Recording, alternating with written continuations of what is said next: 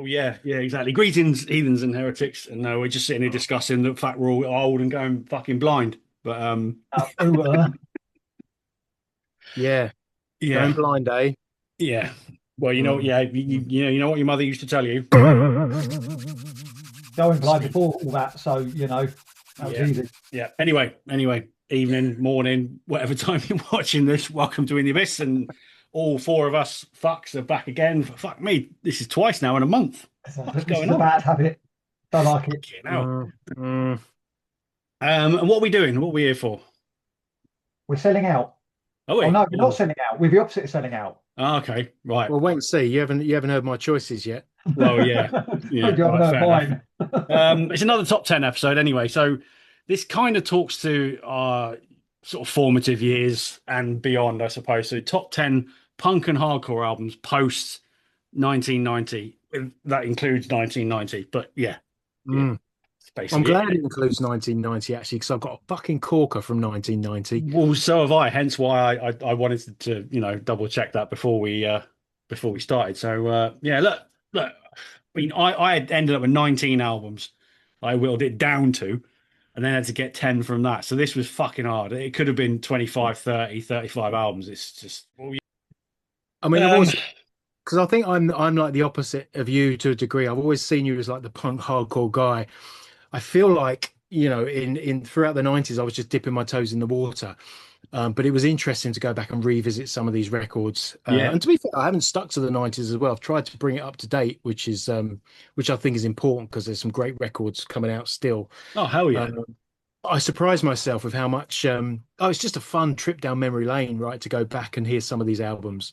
Yeah, and that's what these episodes are all about, isn't it? Because it will trigger it in all of us, won't it? There'll be because we don't pre-discuss these before we go into it, so none of us know what is was on our list. So there's going to be plenty of those. Oh my fuck! I haven't fucking heard that in years, and all that shit. So so look, we may as well crack on with it. Who's gonna go first? Voice of Reason, you can go first. Number 10.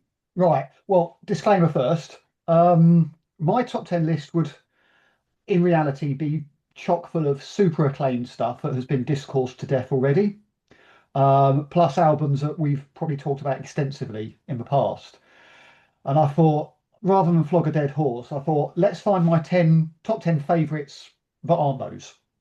So you haven't got Dookie on your list then? No. Dookie, I like Dookie, but it's way down my punk list anyway, to be fair. There's Excellent.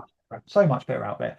No, right. So my number 10, we're going to start off with some early noughties melodic hardcore, and it's the closest my list gets to pop punk, but it's not quite there because it's still got that New York hardcore grit.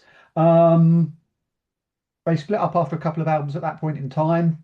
They could have done better because I think the crowd of the mid noughties would have loved them. But I certainly love this particular album, and that is This Time Next Year by The Movie Life. Ooh. Didn't see that one coming, but fair enough. I've ever listened to them. I'm not entirely sure that I have. I don't know. Yeah, That's I mean, they're sort of not quite New York. I think they're just outside, but they were part of that crowd. They're like H20, but a bit more pop punk, I would say. Uh, when was that released? 2001. Okay, so it's like Surprised me. I thought it student was years, isn't later. it? Yeah. Yeah, I Mm. thought it was later than that. But yeah, 2001. They split up in '04 after the next album, and I mean, they've sort of been here and there touring. They did a reunion about 10 years ago. Vinny, the singer, he keeps himself busy and whatnot. But no, it's just a good fun sort of poppier melodic hardcore album with some good choruses and bit of oomph. Yeah. 2001. That's got to be a repressed vinyl then, because no one No, was buying no, vinyl. no. Really? I found this just I think about a year before COVID for like 10 quid in a shop in Luton. Luton? That's, Fuck Yeah. were and you that's doing an in original Luton? press. Funny enough, I was at my old housemate was having a birthday at a jazz club. He loves jazz, so I went up to Luton to go to a jazz club and buy some punk. So there you go. Right. Well, Mate, hang on. Let's check in with the jazz man here. Look, because he's shaking his head. A jazz club in Luton? What the fuck? oh man, there are jazz clubs everywhere, mate. But the first rule of jazz club, you don't talk about jazz clubs. Well, So yeah, fair enough. Fair enough. they're all around us. All right, well, that's an open-minded start. Yeah, not a name I've heard in a long time, actually. No, no, me neither. Not anything. Like I said, I don't think I've ever even heard that album, but there you go. All right, it's a start. Let's go with the glowing Padre. You fucking look like you're on fucking fire. Right, firstly, Logitech, take your cunting fucking 200 quid cameras and shove them up your fucking ass. Um, That's punk. Fucking pathetic. Anyway, And who fucking designs a flat with no fucking one main light? That's part of the fucking problem. So this is just going to be a bugbear for me all night. So Logitech too. Look, if it helps, you do look like the front cover of a punk fanzine. yeah, So yeah, whatever. I'm not interested in that. right, get on with it. What's number 10? A new darkness upon us with Stamping Ground. Oh, hello. Fuck me. Right. So that's the debut, isn't it? No, No. it's the that's 2003. Oh, that's Um, sorry. Yeah, the one. Yeah, the one with the reworked version of Pain is Weakness on it, isn't it? Yeah, yeah. It's the one with So it's the one with Pain is Weakness on it, Yeah, which is yeah. why It's I've the picked reworked it. version of that Because yeah. it's like, and uh it was between that and their actual debut for me to put them on the list. Fucking this light shit is fucking ridiculous. I'm sorry. that's interesting. So So you know, but there's a couple of tracks on their first album which I think I've got riffs almost, or if not better than Pain is Weakness, but that fucking riff after the breakdown in that song, that alone puts it in the list. I mean, and I've been listening to that album a lot since we did the countdown for the riffs we did years ago now, Yeah, back in 2023, September 2023. And that riff's on our list, and yeah, it had to go in. So, and it's a British band, and I think they had arguably they influenced the evolution of British metalcore. So, yeah, massively. They are a hugely. I mean, look, they're back together now as well, which is cool. But they're a hugely influential band. I and think they're a fucking great live band. they were and always a great live band. Yeah, yeah, It's a lot of energy, and like, for me, like with my kind of bias towards thrash, there's a lot of crossover stuff in there. yeah. Big And I'm dose of sure like Slayer. a lot of those bands have influenced like the later bands. Like I'm sure they've had some influence on bands like Power Trip. Yeah, definitely. So, and you can hear that when you listen to Power Trip as well. Some of the riff structures are very similar. So yeah, definitely. it's interesting you mentioned that because they got those three albums back in the past. So you mentioned the first and the third, and for me, their second album, "Carved from Empty Words," is the one. That's the one that always. That's the one that most Yeah. people will talk about, isn't it?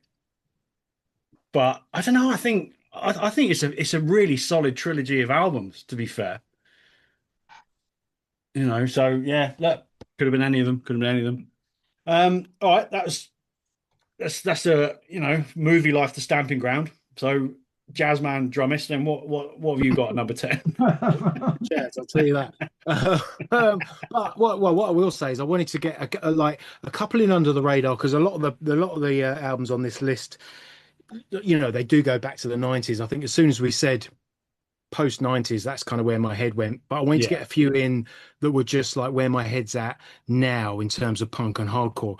And one of the standouts for me in recent years, APF band, punk hardcore, like probably the heaviest band on this list for me, because it's bordering on grindcore, but that's Wasted Death.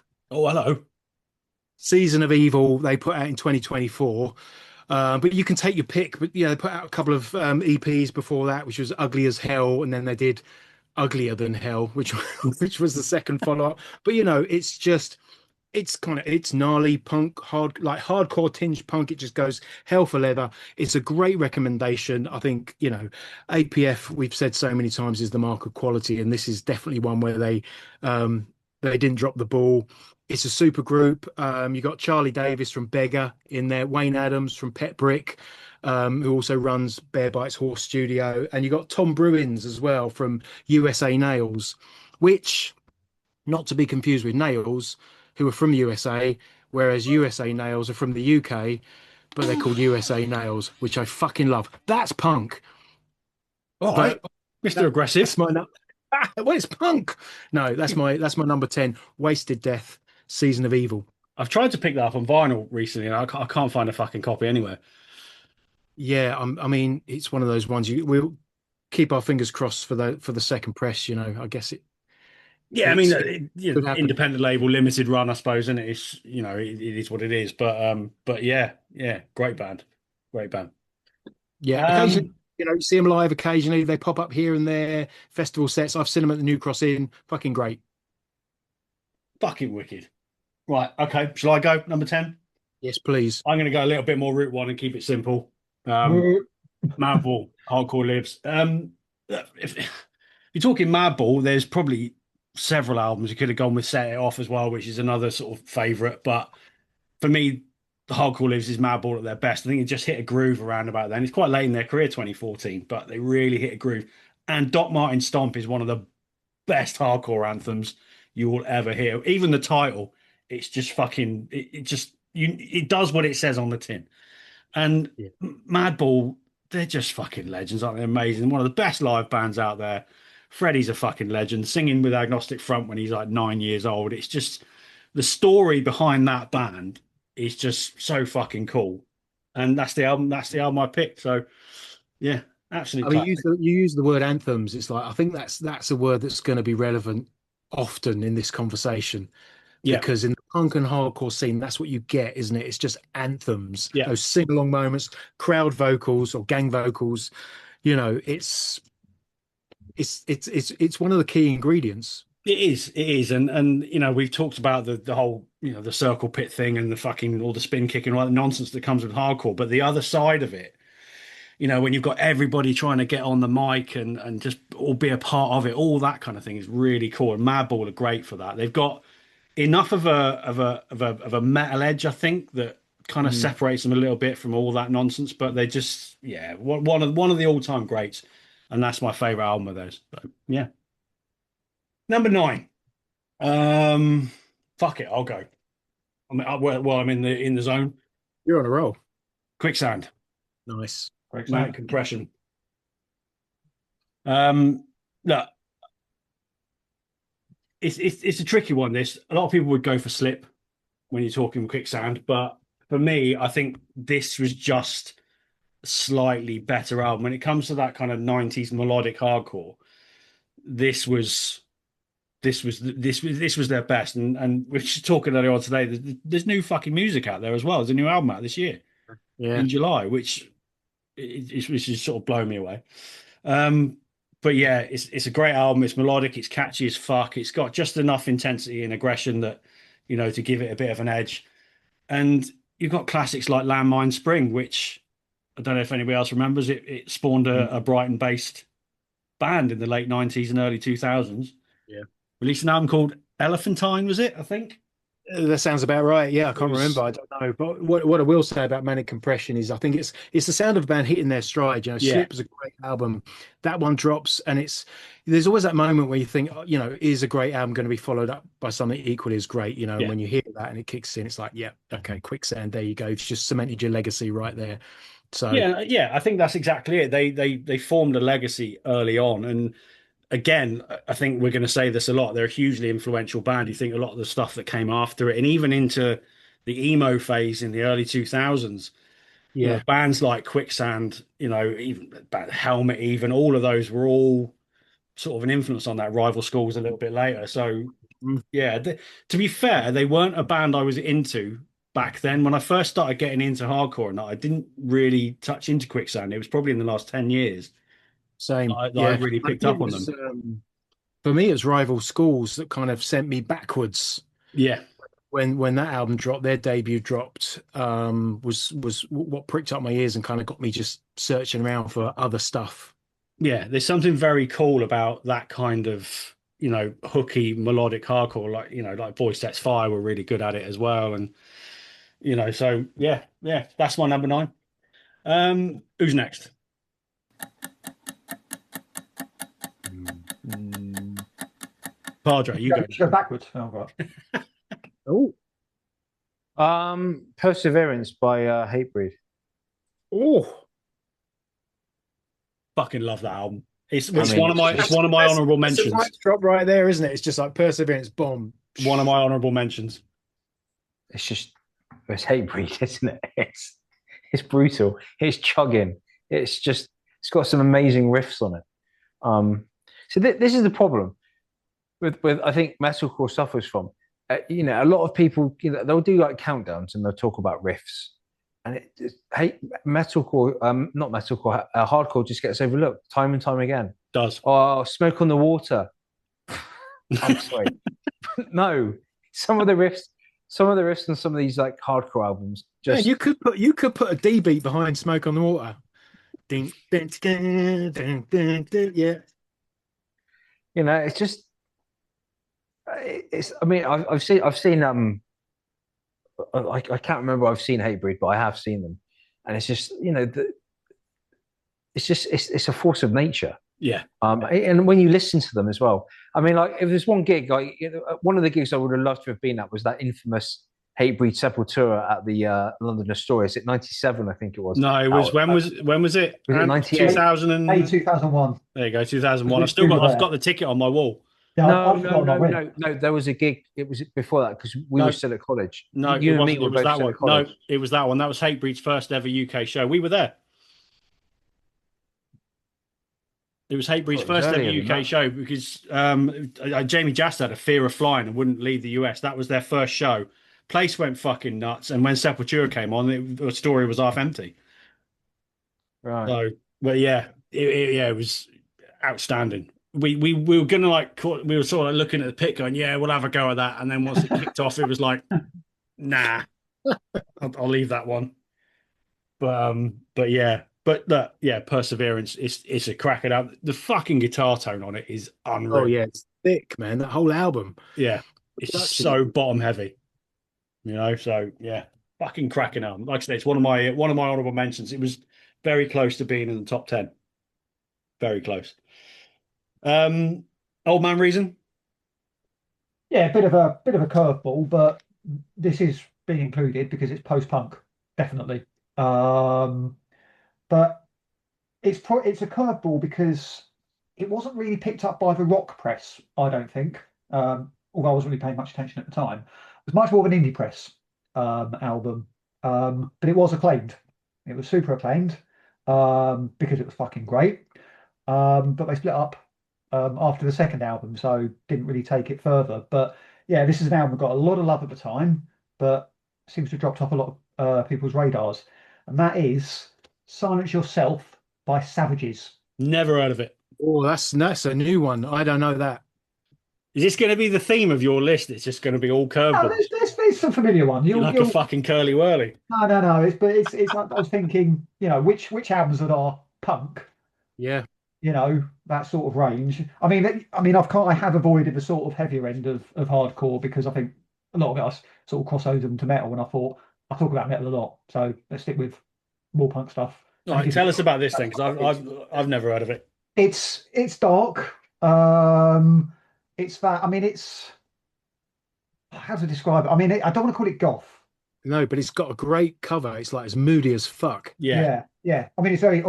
It's very feminist, very, very lots of that. But it's dark without being goth. It's got some very intense, quiet moments. If anyone is familiar with the film, is it Ex Machina by Alex Garland? Oh yeah, I know it. Yeah. So yeah, there's a track called Husbands which features on the end credits. But it's fucking intense without being like, super heavy or angry or that way. Like Sex in a Wigwam. Yeah. But yeah, 2 albums, never got a chance to see them live and they split up. But very, very much post-punk. If you were going to compare them to another band, who would it be? Honestly, I'd struggle. Because when you think about sort of that kind of stuff, I suppose there is an element of the early Susie of the Banshees stuff, not the sort of post Juju sort of stuff. But there's some abstract stuff going on in there as well. I'm going to check that out as soon as we get off here. It might not be to your tastes, but it's. Oh, you say that. It's a very good album. Yeah, 2013 it came out, so Right, right. I'll be checking that one out when we're finished. Drummist, you're next, aren't you? Yeah, I mean, on a similar theme, I'm going to go for an album that probably no one has ever heard of, or at the very least isn't that familiar with. And again, I just wanted to get one under the radar that kind of is where my head's at now. So it's a 2023 album. Um, and this particular release was only at the time was only available for 1 day. So it was released and you had 24 hours to buy it on Bandcamp, and then that was it, done forever. It's since been re-released on CD by Undergroove Records, but 24 hours only. And the album's called Teeth, and it's by Ginger Wildheart. Oh, okay. Yeah, right. Yeah.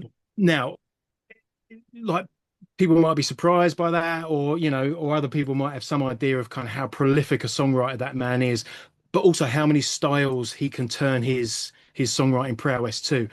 And Teeth by Ginger Wildheart is a fucking phenomenal hardcore punk album. The time it was written, like, he was going for a sort of a pretty tumultuous time. The Wild Hearts had just split up. He had some personal shit going on, which if you dig around, you can find out about all that.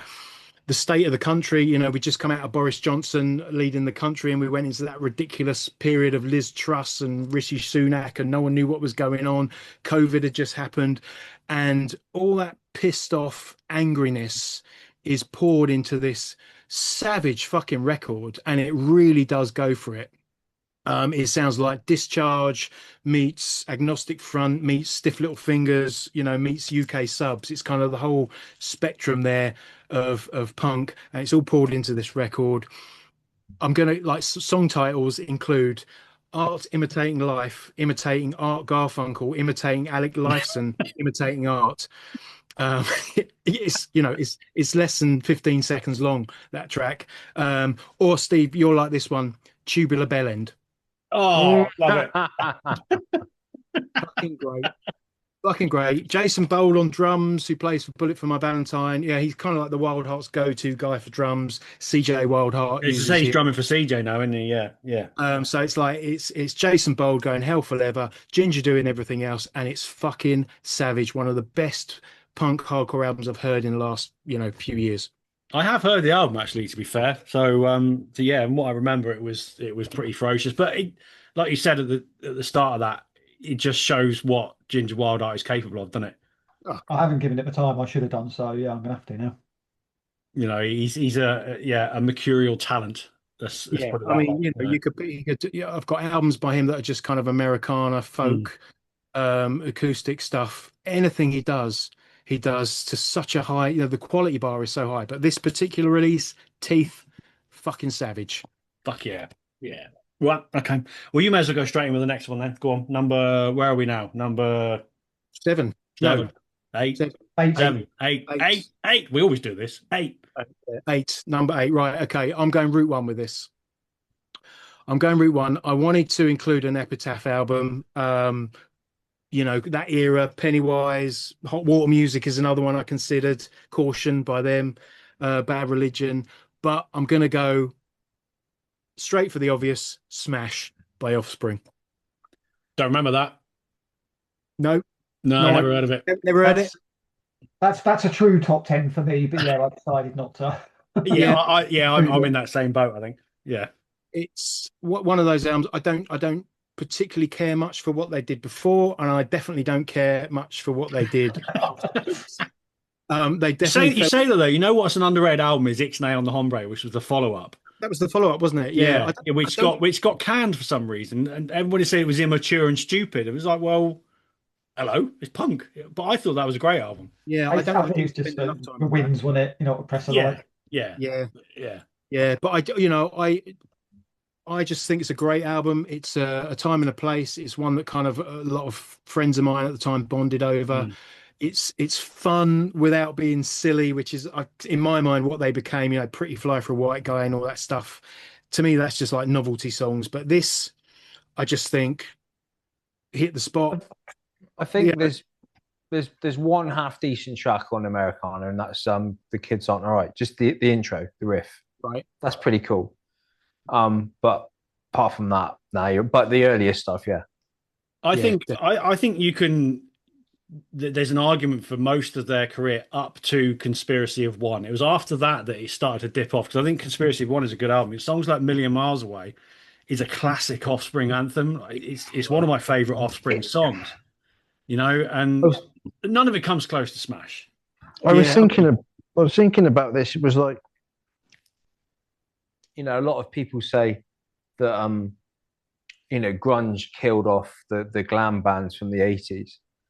I don't know, maybe it was a double-edged blow because you had the grunge stuff, but you also had bands like Smash and Offspring, and Green Day, and a lot of those bands. So it's like that.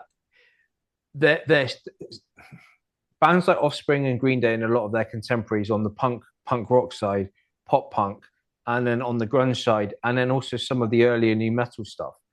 They're all singing about the same things, but they're just doing it in a very different way. So Yeah, the music is a lot more introspective. The music is a lot more kind of, it's the anti-hero, it's disenchantment, it's people are pissed off. Whereas the 1980s stuff, it's about let's do drugs, let's have sex with women. It's Reagan, it's the greed is good 1980s, and everyone wants fun. And then by the time Smash comes out, the Cold War has been won. People are pissed off. And so I think, those bands also had a place to play in killing off the glam stuff because they weren't speaking to what the kids wanted to listen to or how they felt or how they viewed the world. So, yeah, I agree with that. And this one of those of that era, like I was talking about Quicksand earlier, but bands like Offspring and Green Day, they were the ones that we were into I at mean, that time. So it was. I don't know how you want to put this, but Smash is my number one, right? Right. Just because I own it on it's one of the first albums I bought. Exactly what Bean said. People bonded over it. Offspring, one of the first bands I saw live. So, and I mean, I really like that album.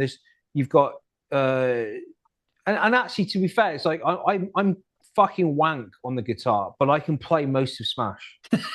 Like, no, and it's like one of my fond memories of like university was like me and my flatmate Rob. We're in different bedrooms on the second floor, and we're both whittling around on our guitars. And I just started playing the riff from Genocide, and he chimes in, and we were just jamming with each other across the other side of the house. There you go. So that's exactly it. Isn't it? like so, yeah, stuff like that. So Genocide, obviously, self-esteem, because if you're an 18-year-old guy, you've been dumped before, you know what it's like. It speaks to your lived experience.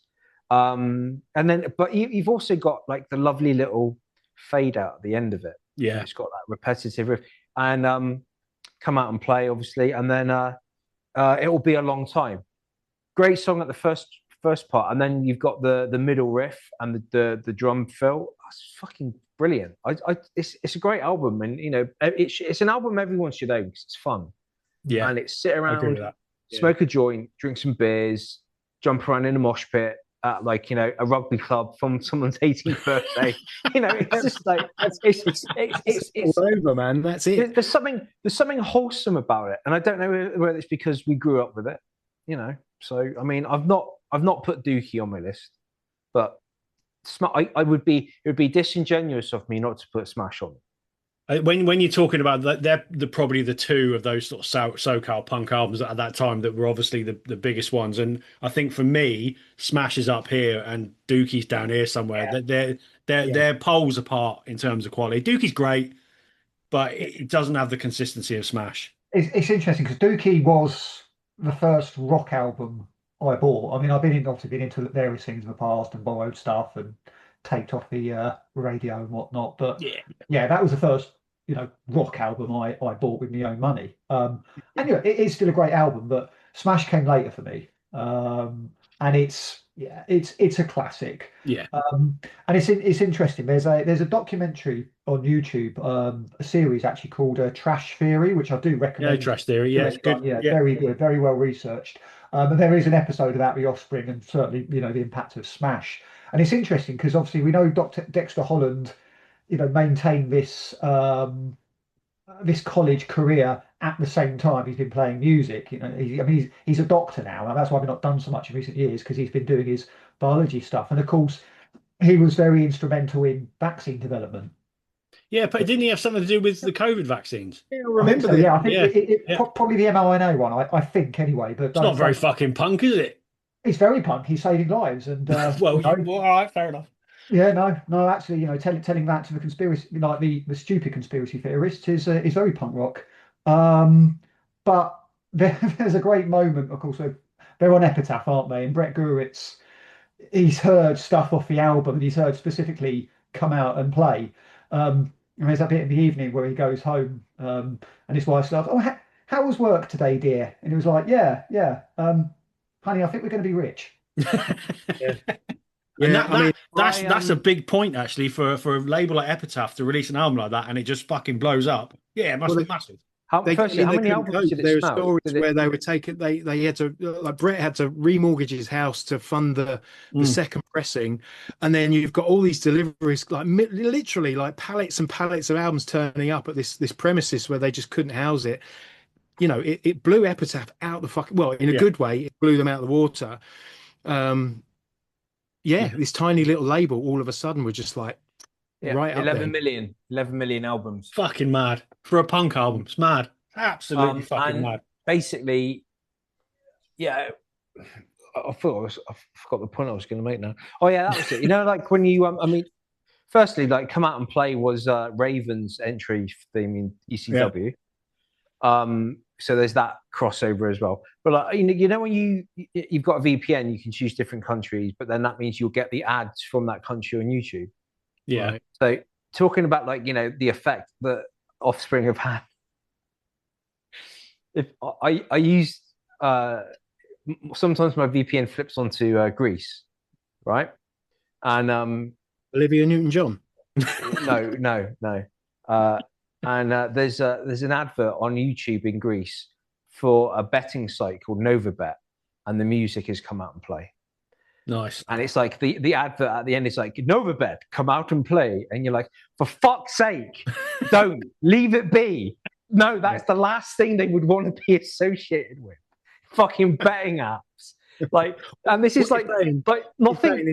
Is you want to keep them separated, right? I was just thinking, like, is this what like maybe our parents felt when like someone would get their paws onto like one of their songs that define their generation and used it as an advert or something, like, because it just feels so grubby and like sacrilegious. Yeah. I mean, Yeah, it's fair point. It's fair point. No, right, let's crack on because we're dawdling. Old Man Reason, are we on you? I've already lost Yeah. fucking track. Well, you can be on me if you want, I'm drinking. Don't trust me to control No, it. right, yeah. So number 8. Yeah. Well, on the subject of American punk, I was probably more off the bandwagon than I was for metal for a few years. So I had no clue what was going on. I wasn't keeping up with anything whatsoever. But back in 2018, 2019, this album came up on my radar because it was being spoken of all of a sudden quite a lot. And I checked it out and I thought, I fucking love this album.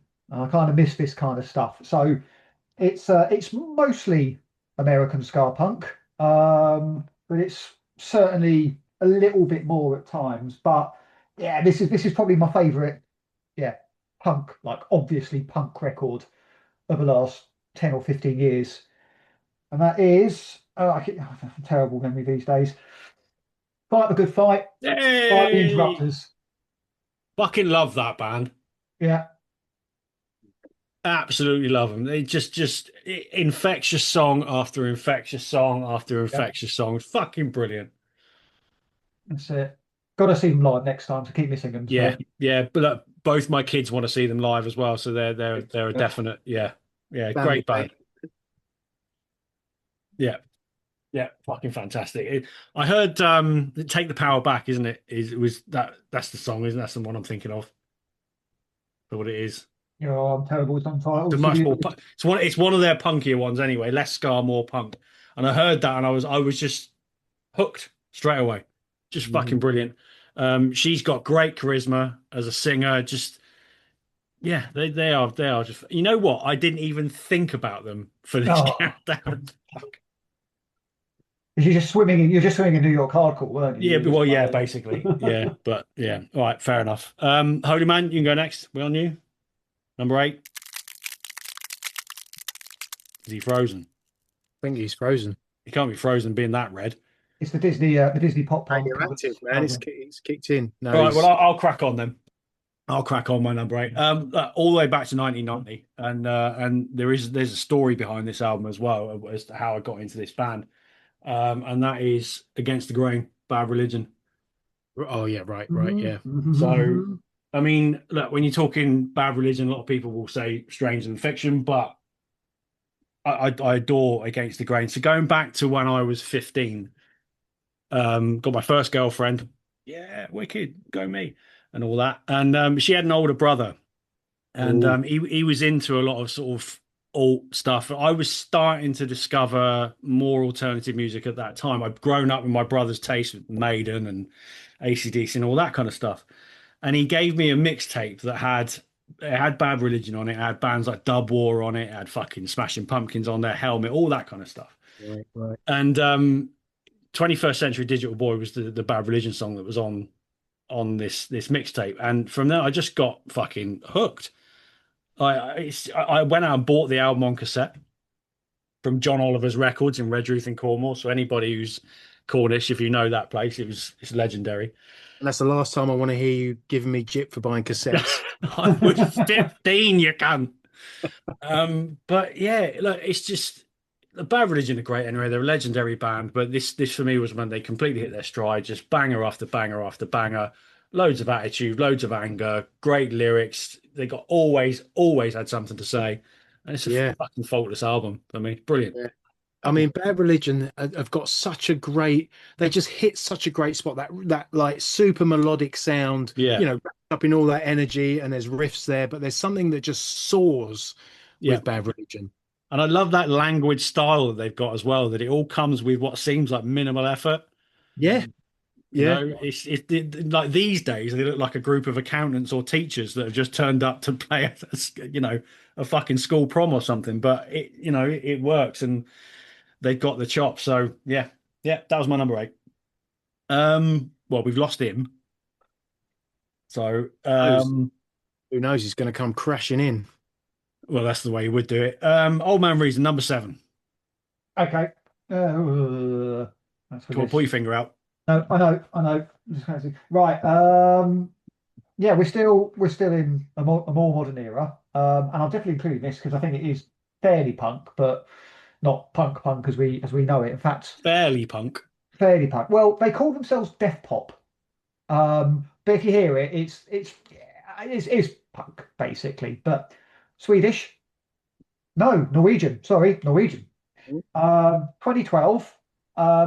This band, I think, if they were a bit more stable with their singers, they could have gone places. But I don't think they've come close to this particular album. And I'll be honest, I really didn't like the last album because every song was about 1 minute long, and it was missing the hooks that I like.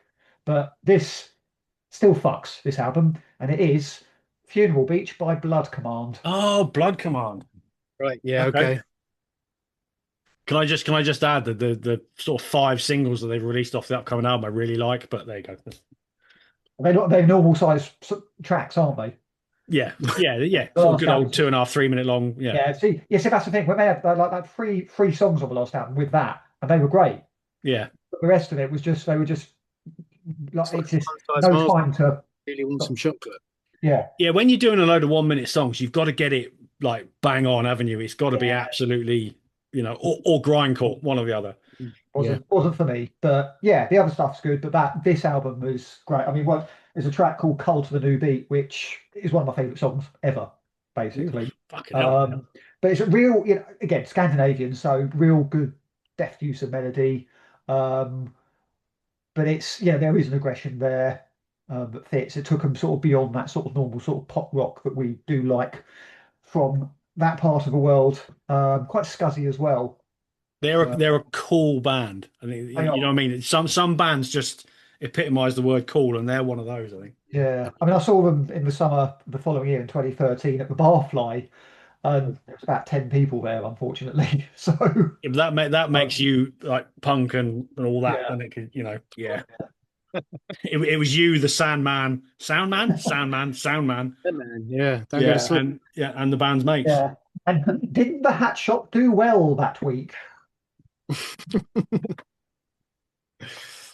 All right then, Drumist number 7. Number 7, 1999 is the year. Fat Records. Oh, And this is one, probably there are other albums that this band are known for more than this one, but this one, it hit me at the right spot. This was my time, this was my entry point. Um, and the album is Call to Arms by Sick of It All. That's hello, all right. Could have picked, Scratch the Surface, which might be the one people go for, but for me, tight, powerful, driving songs, 15 songs, 33 minutes. That's kind of what you want a punk album to do. Loads of sing-alongs on, we talked about those kind of anthems earlier. You got Call to Arms, Potential for a Fall, I Won't Falter, which kind of, as a kind of in my early 20s, trying to stand up in the world, that hit me quite hard. But there's one song in particular, which is Sanctuary, Anthem.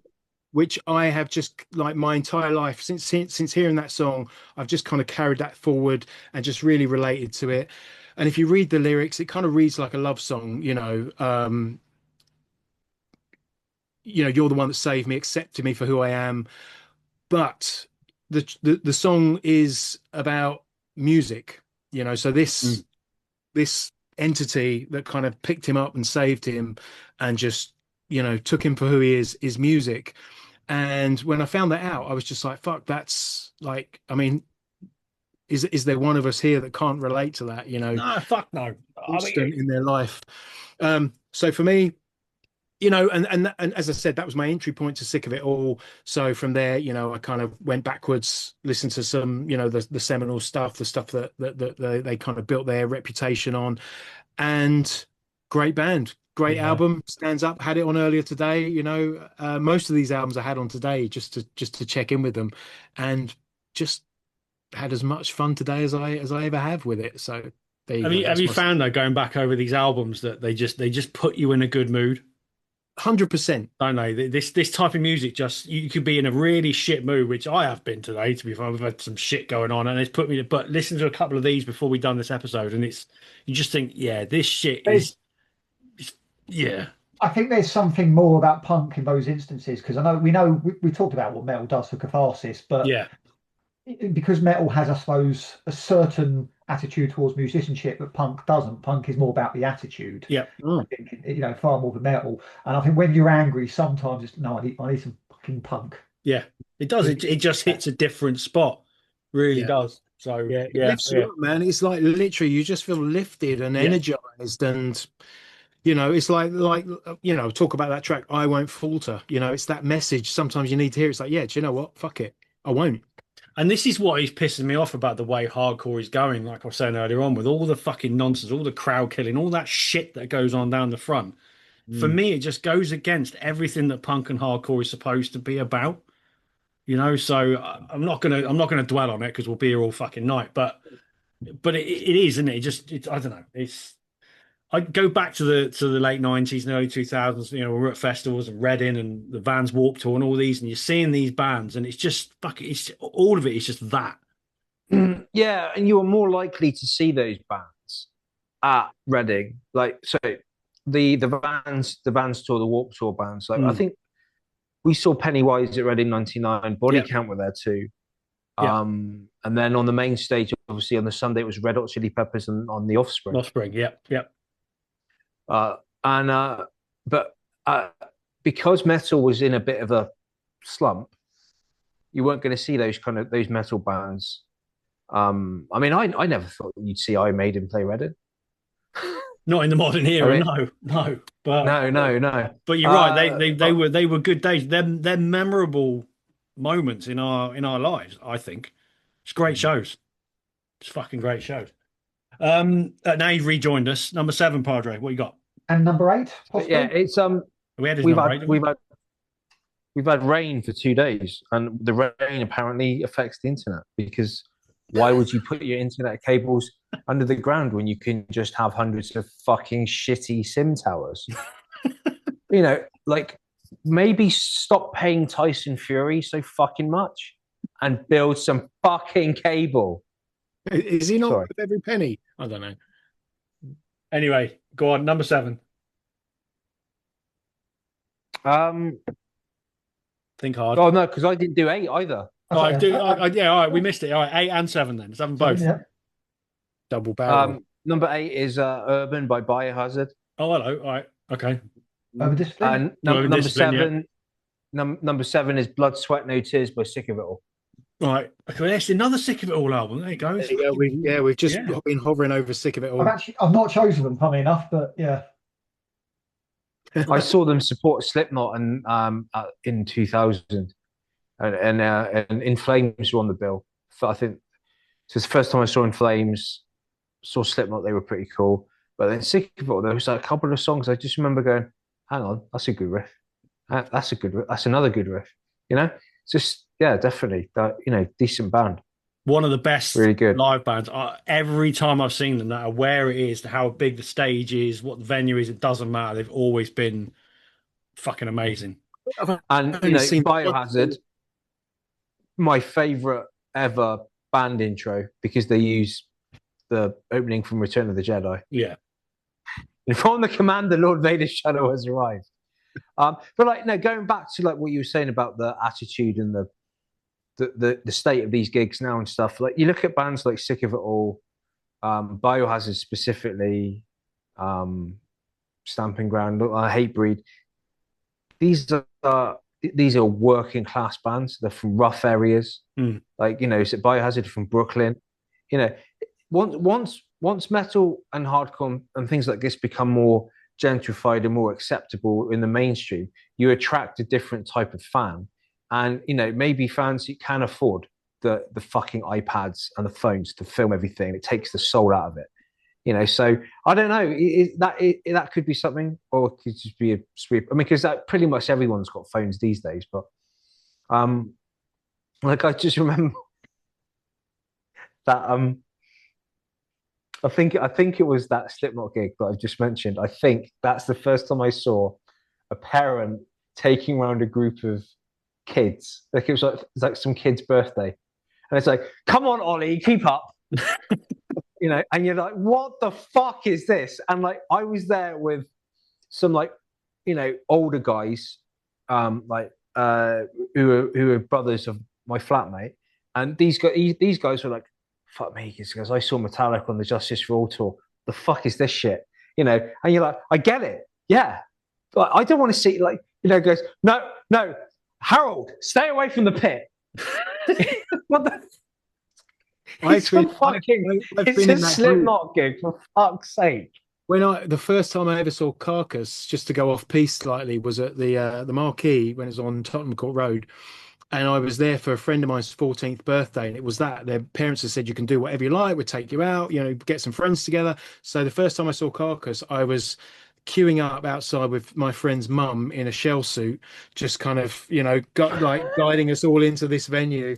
And it was cool. We had a great time, and she was fully into the spirit of it, which was great. But I do remember feeling mortified, just kind of queuing up with my mate's mum, in this queue full of hardcore death metal heads. Was she a MILF though?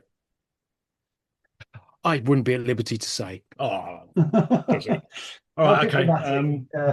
I was lucky. I think the only time I've seen Sick of It All was in 2013 at the Tunbridge Wells Forum. Oh yes. Me, Kieran, and Darren just lucky enough to get tickets. It was very, very quickly announced and whatnot. But absolutely fantastic. So much fun. Actually bumped into Pete Collar in the pub in the afternoon as he asked me where he could get some fish and chips with his missus. Didn't have a clue. Of course. Why wouldn't you? And I think as we're talking about Sick of It All, I think I haven't heard any updates lately, but I think it seems like Luke Holler has been making a recovery, but don't know for sure. But I think a quick drink and I think that's the last update I saw was pretty positive in that. I mean, he's obviously aged a lot as a result of the treatment, but But fair play to him. Yeah, yeah. So let's hope he comes through it. And the only time I saw him live was the Astoria 2. So it's another toast to the Astoria 2 because, I think I've seen them there. I've seen the Sycamore so yeah, many times. It's unreal. But there you go. great little Right, venue. it's my number seven, isn't it? Hmm. Yeah. Right. I'll make it quick. Right. There's one band that I could have put two albums in, and it was really tricky to pick between the two. I went with this one, um, but it was literally, I don't know, if you ask me tomorrow, it might be the other one, but it's Pennywise, Straight Ahead. Yeah. And it would have been this or Full Circle. I mean, reason we were both heavily into Pennywise, weren't we? That sort of very late 90s into the early 2000s. Have you still got the hoodie that No, like no, the that wouldn't green fit me hoodie? anymore. That would be tight nowadays. Yeah, because I had it for years because it didn't fit you, did it? So I had it. No, no. Yeah, I mean, I was having an argument about Full Circle as well, but yeah, it's not on my list. But yeah, I love Pennywise. It's just it's flashy, isn't it? Yeah, and it's again, it's there's plenty of that, but look, Full Circle is a great album. Obviously, you got Bro Hymn, which is just one of those all-time great punk anthems. But Straight Ahead was my stepping on point with Pennywise. It was the first Pennywise album I heard. I remember buying it on CD at the time, and I just think it's just got great. It's got again, like we said, anthem after anthem after anthem, and it's hooky as fuck. Really sort of fast paced, just full on exactly what you want from a punk album. Really catchy. Yeah, just fucking love it. Yeah. I mean, So, testament to that. The first Dixon workshop I ever bought was the Full Circle signature oh, there Pennywise. you go. You pay my respects. Very cool. Yeah, yeah, very cool band, great albums. Okay, right, number six. Let's motor on a little bit. Old Man Reason. I think I just got to keep this on my list. It's gonna be another curveball, isn't it? Mm. Um, I wouldn't say so, but well, maybe for this lot, but more ska punk. Oh, Yeah, more ska punk. And this is proper 90s third wave Californian ska punk. And it's a huge shame they very niche. yeah. It's a huge shame because this was their debut album and it is fantastic. And they were the darlings at the time. But as with all trends, they die off and they went in a sort of MTV friendly pop rock direction, which didn't work out and they split up afterwards. Yeah, and they're not really they're kind of around, but they're not officially around. I'm not going to speak too much about that because if it's not the original band, I'm not interested. But it's fantastic, and it means everything by Oh Save. my God. Wow, bloody hell. They Yeah. are still, yeah, they are still around. They are. I've seen them Well, pop up the recently. singer's still around with another bunch of lads. I haven't released any albums, but yeah, Right, fuck them then. he owns the name and all that. But Yeah. cracking record, and obviously, yeah, you've got the classic cover of Dexy's "Come On Eileen," which is great. So And it's a fucking great name for a band, yeah, Fair. So yeah, Important. Stuff like that's important. and it is. Yeah. this is a fun, this is one of those good mood, puts me in a good mood sort of albums. I remember seeing them actually. Again, one of the early days that we were going to Reading Festival and the Vans Warped Tour they played one year. They were great. I remember them being great fun. And Yeah. I fancied her, so it all helped. All right, drummist number seven. Six? Number six. Number six. Number six. Number Number six. six. Yes, so my number six, we're going back to Epitaph Records. 1998 is the year. 8 words: from the East Coast to the West Coast. And so, yeah, for me, Yeah. something's got to give. This is that call to arms, and it was a very similar time. They came out pretty close to each other, these two records, and it caught me at a time when I was just kind of excited about this sort of sound. But I think what's significant about this album, because again, they're a band you could go back and say there's more classic stuff. I guess Cause for Alarm is 80s, so we can't include that. But this is probably the first time I ever experienced hardcore punk. And what I mean by that is, I growing up on the Kent Sussex border, I didn't have CBGBs, or the 930 Club or anything like that. Yeah. So it wasn't until I was old enough to go into London and I'd go to like Rock Scene, which was like club on Wardour Street. My first time like going to metal and rock clubs, and it coincided with this track dropping pretty hard. And I remember anytime it came over the sound system, there would be fucking carnage.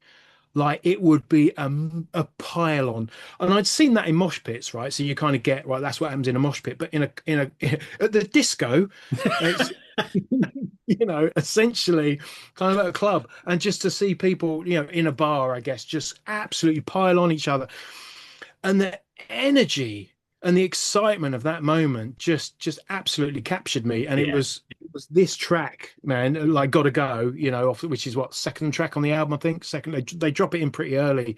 I don't know if it's the second or third track. So it was an instant purchase for me, and to this day it's probably the Agnostic Front record that I listen to the most. I would agree with that. I think it was them at their best. I mean, yeah, a lot of people would say it's their most commercial, whatever, but fucking See, great. it's mad. When I first heard that song, and again, I'm 18 when it came out. I couldn't abide it. I just thought it just sounded really hackneyed and like cliched.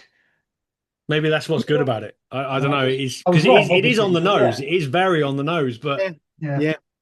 it's a great song and it's a great album. So yeah, it's worthy of the list. Holy Man, number 6.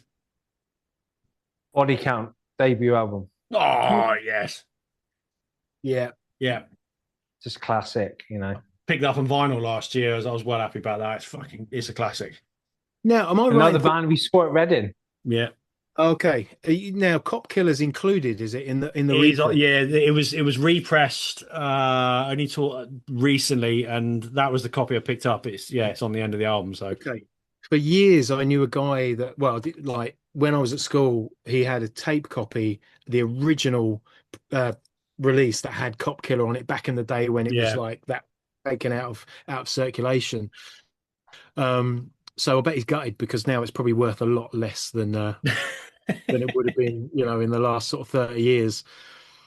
Body Count deserve an awful lot of praise for what they've done. I mean, obviously everyone knows who Ice-T is, but I think Ernie C as well as a guitar player, Oh yeah. what he brings is incredible. I tell you what's worth listening to as well is Ernie C was on Jamie Jasta's podcast. We're probably talking 3 or 4 years ago now, Right. and told the full story about his sort of introduction to music, and he grew up around Motown.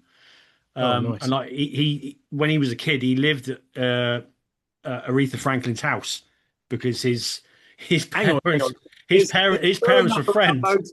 I, And then it's- there's yeah, this is what I mean. It's like this whole upbringing that he had. Listen to the episode; he talks about it. All these people that were in his life. It's crazy. It's right. crazy. Okay, I'm So, down. and then obviously he ends up doing what he's doing, and yeah, great band, Body Count. I fucking love him. Even the more recent stuff they've been putting out, I think is excellent. They're pretty consistent, They Yeah. they drop some bombs, man. That's and again that kind of what's it? Body Counts in the House. Was that the name of the track?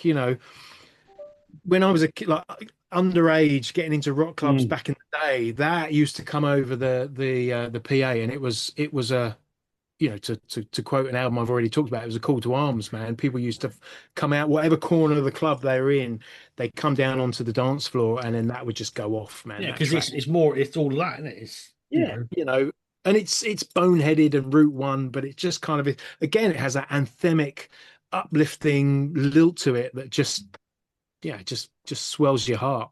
yeah, it fucking does. Yeah, that's well worthy. Again, another one I didn't really think of. All right, shall I go number 6? I haven't got the vinyl with me. I should have it. I should buy it. But Die Young by Wisdom in Chains. Oh, I don't know that. Yeah, not about a Welsh fella. Came out in 2005. So Wisdom in Chains they're very much a New York style hardcore band, late 90s, early 2000s, and further on. Bags of fucking chest beating attitude stuff. A lot in common with Agnostic Front, but you've got quite a lot of metal touches in there as well. Lots of great solos and stuff like that. But Die Young was the one album that really hit me. It's just proper fucking punk anthems. Like it's all songs about, you know, growing up in the streets and getting into fights and all of that stuff. And it's almost impossible to listen to this album without running around in a circle like a twat. It's Good. just I'm going to put it to the test. If I don't run around in a circle, I want my money back. honestly, get it in Like your a ears. twat. It's just fucking brilliant. I mean, these days, the singer who was known as Mad Joe is no longer in the band. It was too much. Big old fucking hench black fella, That's absolutely disappointing. absolute animal. And they released a few songs this year and they sucked. They're just not the same band. But yeah, proper screaming at the top of your lungs, fist in the air, proper hardcore. Die And Young so by they're, Wisdom in Chains. Came out in they're Welsh. 2005. Right, so- Get it in your ears. so they're Welsh. I fixed No. my camera. New I was York. going to say, man, Fuck me, look, there he is. Ah, Yeah. Anyway, moving on. Right, are we top 5 now? yes. Right, number 5. Fuck it, I'll tell you what, I'll do number 5. You go. Right, breaking news. This is just at a vinyl repress, so which is like fucking a big deal because this is a grail of an album. There's 2 in this list that are grail vinyl albums, and this is just finally had a repress because it is really fucking expensive if you manage to get a copy. My heart rate's going up. Come on, spit it out, man. Life of Agony, River Runs Red. Oh, of course. Oh, shit. I mean, Okay. 1993 comes out of nowhere, just huge, absolutely fucking huge. From the lyrics to the riffs, to the breakdowns, the hooks, even the little spoken word intros, the recordings of families, all that kind of stuff. It's everything that New York hardcore, you know, was and still is. It's a phenomenal record. It's just timeless, absolutely timeless. And yeah, literally this week it's just at a vinyl repress. So it's pricey, but it's worth every penny. Yeah. Just incredible album. Look, Keith Caputo's vocals at the time completely unique. Yeah. You know, just they're almost a really hard band to pin down as to what they actually are. You know, they're hardcore because they grew up in that, you know, in that environment. But is it just hardcore? I think there's more to it than that. Well, that's why they're such a great band because yeah, obviously they're born of that world, but they are completely unique. You know, no one's singing like Keith. You know, it just really brought something new to that sound and made it their own. And that, you know, that run of 3 albums through, what was it, River Runs Red and Ugly, yeah. And you know, there's a trilogy there that's untouchable. Yeah, there really is, and I think I managed to see them in the early 2000s. I think it was the Astoria, one of the last shows I saw at the Astoria. I think before it went. Yeah. That was like 2010. That was. Yeah, it was a day on the Ironbrow in Sam Smith pubs, and then into Life of Agony. Oof, oof. Yeah, and yeah, look, every song on this album is a proper hardcore anthem. The Stain Remains is the one. The breakdown on that, the way the song just slows down and then just hits this fucking massive breakdown. Brilliant, fucking brilliant. What's that third album called? It's with the orange Soul Searching Sun. That's it. That's the one. Yeah, it's been driving me nuts while you've been talking just then. With Whitfield Crane on it by then, but yeah. No. Oh no. Yeah, he wasn't on it. He toured it. Whitfield toured. Toured with it, didn't he? Yeah. We saw it Big Day Out when Keith left, and he put out some incredible solo work. Yeah, you know, that's another conversation. Yeah, but there you go. It's my number. Went on a hell of a journey, you know. But well, they're coming to the UK in the summer as well. So the day after Bay Days, and fucking playing Southend. The day after Bay Days, make sure you come to Bay Days on August 1st. They're playing in Southend and they're doing a set exclusively of River Runs Red and Ugly. So I think that's a must to make it a weekender, really. But yeah. Is the B side to River Runs Red? You have to take the muddy path. Oh, don't go there. Fuck. I have to edit that out. Padre's taking the muddy path just to get his camera on focus. Wouldn't be surprised. Right, Padre, number 5. Pennywise, About Time. All right, okay, that's a curveball. Yeah. I've listened to this, a lot of the tracks off this with my wife in the last couple of years. So she my wife's a lot more into this kind of stuff than I am, but I used to be. So basically, a lot of the like the amount of ska she listens to, and so like for example, she put me onto like Mustard Plug, which is pretty cool. Hello. Um, That they've sounds got like a it really good, hurt. Mm. yeah, no, they've got a really good song called Thigh High Nylons. It's I'm down with that. it's just again, it's just like we talked earlier about things being upbeat, and it doesn't make you overthink too much. It's just like, yeah, it's just groove, trumpets, brass, guitars. Groove and trumpets. Yeah. Just what more do you want? But yeah, no, I mean, like one of my favorite tracks is Perfect People. So, I mean, but like the Pennywise album you guys talked about, yeah, it's I like Pennywise. They're a solid band. They're one of the best Southern California bands. But Yeah. I probably their catalog is much better than in Offspring or Green Day. I don't know why they didn't get more commercial success. Maybe they just didn't have that one song like that was like Well, Self-Esteem or something. Ironically, on the commercial success thing, the song that probably blew them up anything was "Fuck Authority," which is like, yeah, talk about a fucking the irony of it. But yeah, and that came a little bit later in their career. So yeah, great band, fucking great band, Pennywise. Don't get enough credit. Decent name for a band as well, and It is. scary enough to put off the people who are scared of clowns. We're all scared of clowns, aren't we? Especially if it's Tim Curry. Tim Curry turned 80 last week, just to make you feel old. Right, Old Man Reason, number 5. Number 5. Time for some psychobilly. Oh, okay. Didn't expect that. I was thinking exactly that. Not authentic psychobilly, I expect. I'm sure the purists would kick up a fuss, but it's very much in that yard. 2002, love this album. It's pretty much been on my stereo fairly frequently ever since. Wasn't desperately bothered by what followed, but yeah, certainly this album I still love. I think they got wrapped up by the indie press with all the sort of garage revival stuff, the Strokes and all of that kind of nonsense that was happening. So Solid Crew, that's a different garage. And then I think they got dragged into the sort of landfill indie sort of bit by the same press a few years later, so they never really got, I think, their dues. But like I said, I kind of lost track of them myself.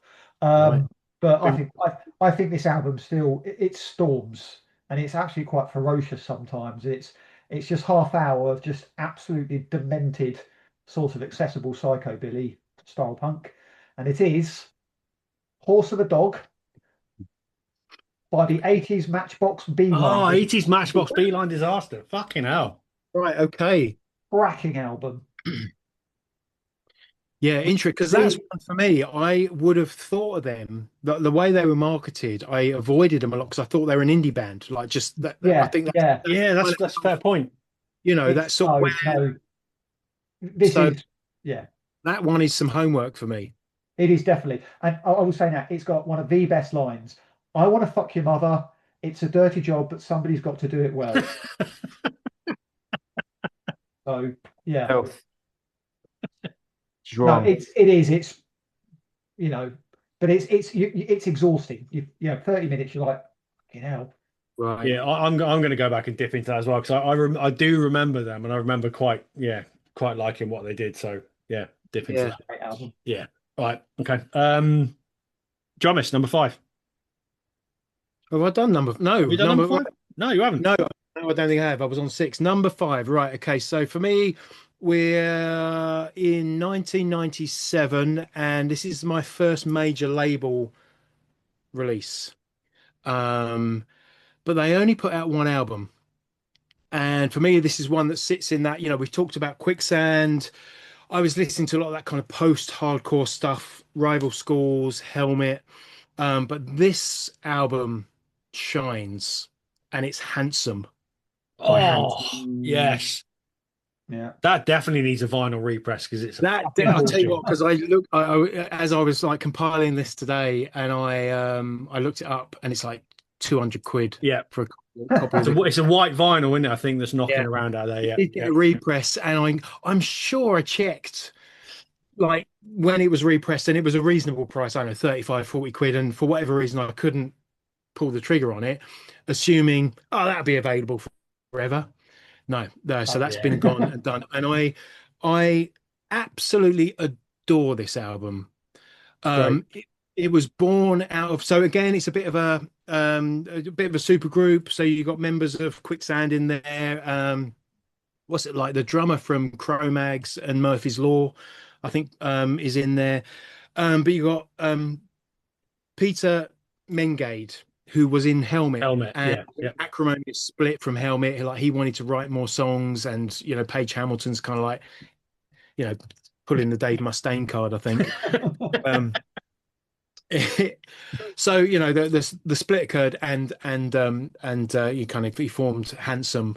And there's an anecdote flying around on the internet that he called the band Handsome, so alphabetically it would come before Helmet in Helmet. the. Brilliant. Brilliant. So there's definitely some bad blood there, but this to me sounds like a much more melodic version of Helmet. It's got Mm. all the kind of power and that angular rhythm to it, but there's just this soaring quality, and it's like every track just takes you somewhere. It Yeah. flies, and it's one of those like when albums.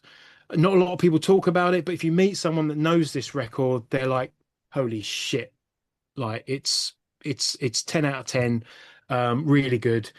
Uh, Needles, Ride Down, Going to Panic, Going to fucking Panic was the song that was on a free Kerrang CD. Yeah. yeah, That's which how I is remember it. Yeah.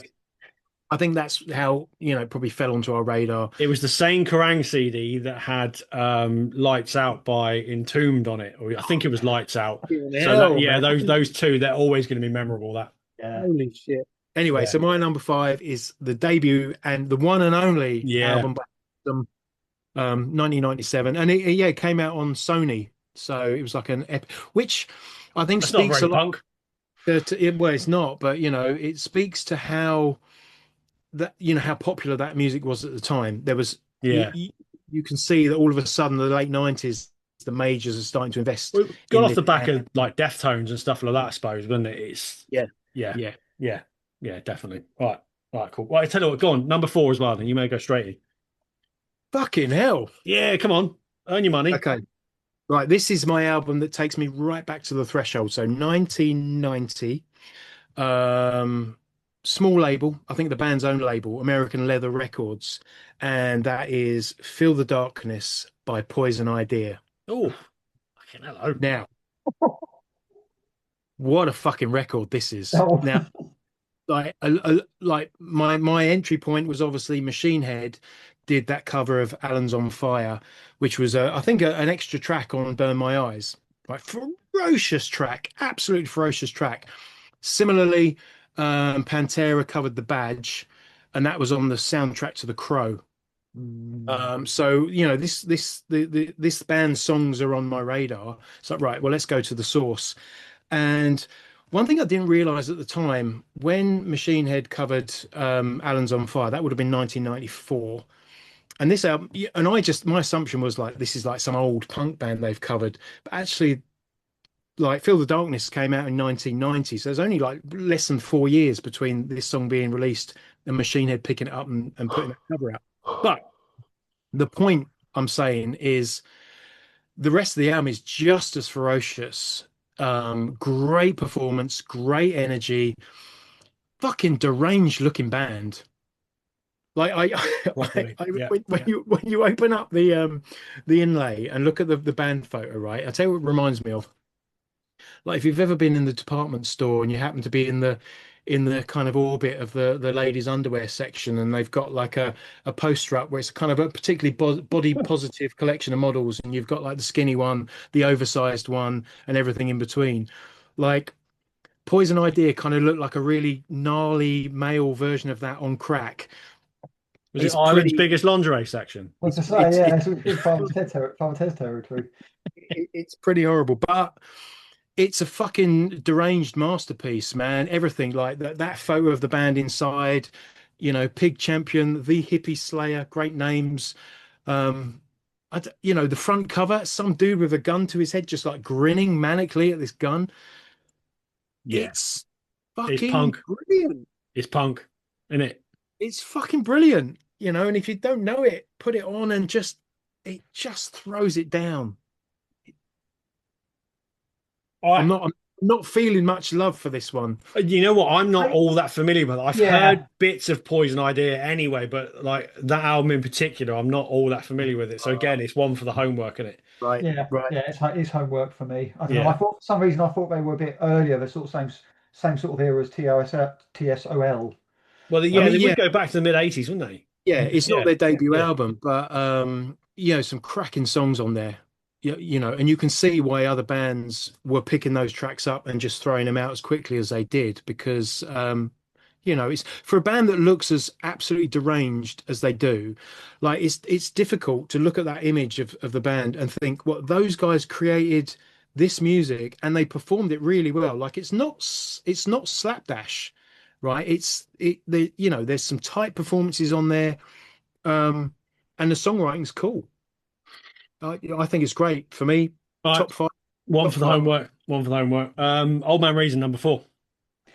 Number four. I've got the CD of this, but I don't have a sleeve. But I'm going to upset Tregenza with this one. Ooh. Yeah, I'm afraid. Sorry. But this is I think the most punk rock album on my list. 25, well, 26 years old at this point. Just absolute scorching, proper punk rock, angry, discordant, shouty, beard up, all of that kind of stuff. Are you flirting with me? I, you know,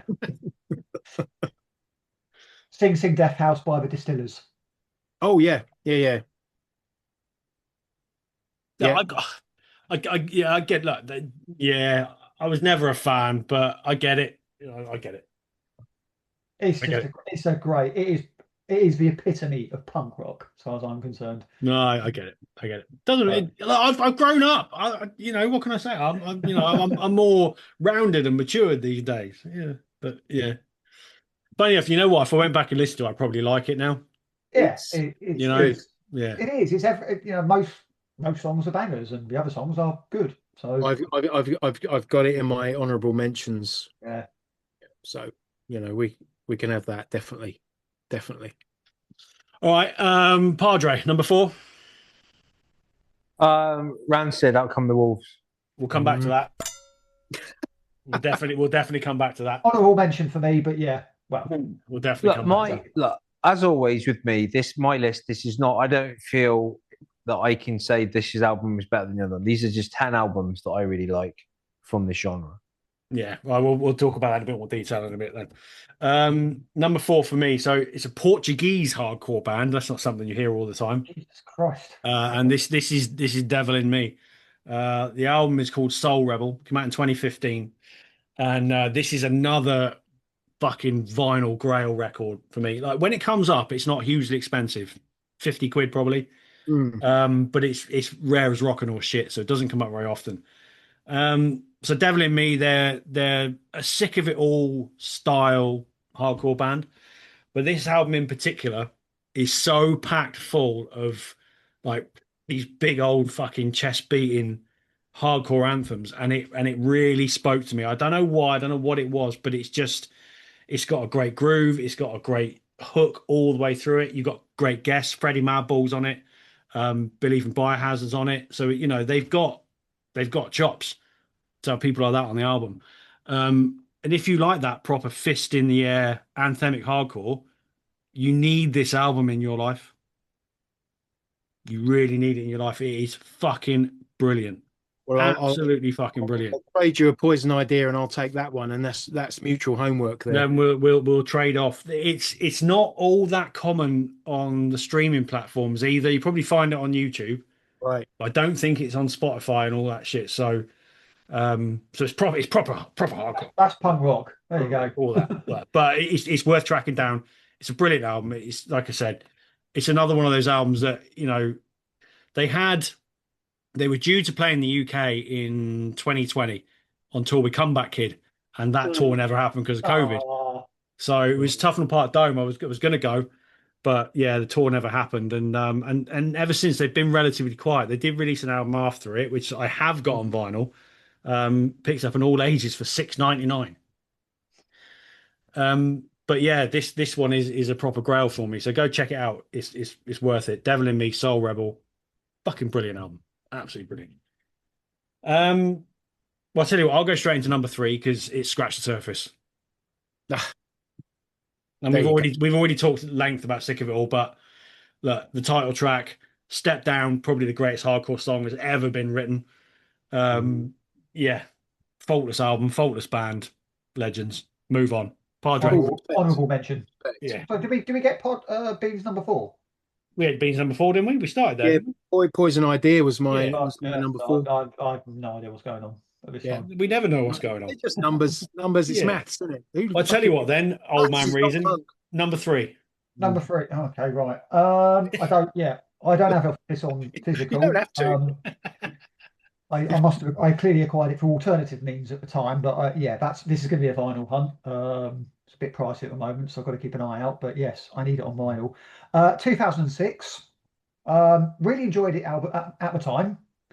It was quite popular with the emo crowd, despite not being an emo album. I think because it was just, I don't know, but again, melodic hardcore, but there were a lot more than some of the bands I mentioned earlier.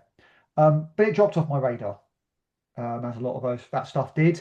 But I revisited it recently, and fuck me, I think it's a phenomenal album, and I'm annoyed it dropped off my radar because I like it much better than I did at the time. So yeah, I've got to find it on vinyl. But yeah, it's lots of melody, lots of righteous punk rock anger, very accessible, and that is The Sufferer and the Witness by Rise Against. Oh, Okay. okay. Yeah. Not a band I've ever really I would been thoroughly into, but recommend checking that album out. It's really accessible, but it's I think this episode needs a playlist. no. There you go. You heard it here first. So get on that. But yeah, that's a weird. Again, one of those bands that I've never really paid much attention to. There's They're a so band much that out there, always isn't it? It's gets just talked time. about Yeah. it with positive regards. Yeah. Like, I don't hear people like putting them down or saying like getting bad reviews. They're a band that if people are into them, they're like really into them, and they want to spread the word and they want to talk about them. Yeah. Yeah. The thing is, they're a band. I think it's the same lineup over the last 20 plus years. Right. Well, that's always a bonus. I think anyway. I'll double check. I'm probably going to be wrong, but I do believe, yeah, it's the same ones. But yeah, they're still knocking about. They're not quite as punk rock musically as they were, but they're doing the sort of political I thing mean, still. they're massive, aren't they? This is you're talking sort of download festival main stage kind of band. They're fucking huge. Oh, I think that's the thing. They've maintained a fan base. Definitely. Well, while you're looking that up, let's do Beans number three because those are going to be all night. Oh, number three, right? Okay, we are into what I consider masterpiece territory here. Year 2000, and this was put out on Grand Royale, which was the Beastie Boys label. This one might be a bit of a Marmite album. It's got a bit of a hipster appeal to it, but I think it's a fucking 10 out of 10, kick it out of the park, absolute masterpiece, and that is Relationship of Command by At the Drive-In. Yeah. Interesting. Right, yeah. I mean, Interesting. as far as I'm concerned, it's a punk album through and through. Yep. It's got it's a Ross Robinson production. Andy Wallace mixed it, so it sounds fucking fantastic. So the fidelity is there, but the performance is this kind of, it just sounds like it could fall apart at any moment. And I think it's peak At the Drive-In. Like off the back of this. Oh God, yeah. I listened to a lot of stuff that they've done prior, and some very cool albums, and I like what they've done. But this just has this ferocious energy to it. It crackles with life. Iggy Pop turns up on a track. It's tight. It's chaotic. It reminds me. So it hit me, in the year 2000. It hit me in the same way that Appetite for Destruction hit me, like back you know, back in the day, like 1992 was the first time I really heard Appetite. Mm. So I was a bit late to the game, but I remember listening to that and thinking it just sounds so lively and live and electric. And then fast forward to 2000, Relationship of Command came out and hit me in the same way. It's just like it just sounds energized. The hype was real, wasn't it? I think It's, with Yeah, that you album. know what? yeah, I think massively hype band. I know we know what the band members were like with Yeah, certain aspects, but I think the hype damaged them.